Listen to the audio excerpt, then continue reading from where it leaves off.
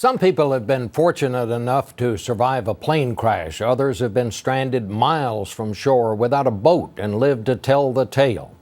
Well, 42-year-old Michael Trapp just survived both, and Dean Reynolds has his story. This is the last place Michael Trapp thought he'd end up when he left home on Wednesday. Back in business. Fantastic. The upstate New York auto shop owner intended to fly his Cessna 150 solo to Wisconsin. 4 hours in, he had engine trouble near the Canadian border and crashed into Lake Huron. He was lucky to have survived a 3,000-foot plunge into the relatively balmy 70-degree waters. When I got out of the plane, I was swimming, I was underwater. And when I got to the surface, only the tail was sticking up. And I just grabbed the tail for a second, said goodbye to her, and watched her go down. Along with it, his emergency beacon sank. It would have alerted the Coast Guard to his location.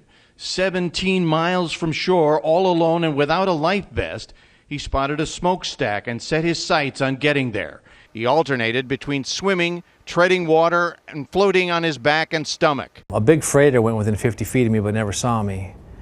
And all the other boats were just too far away to hear me yelling. He was exhausted but refused to close his eyes. If you fall asleep, that's your death calling. So I made sure not to fall asleep. I kept my eyes open the whole night, watched the stars. As the hours wore on, he began to fear the worst.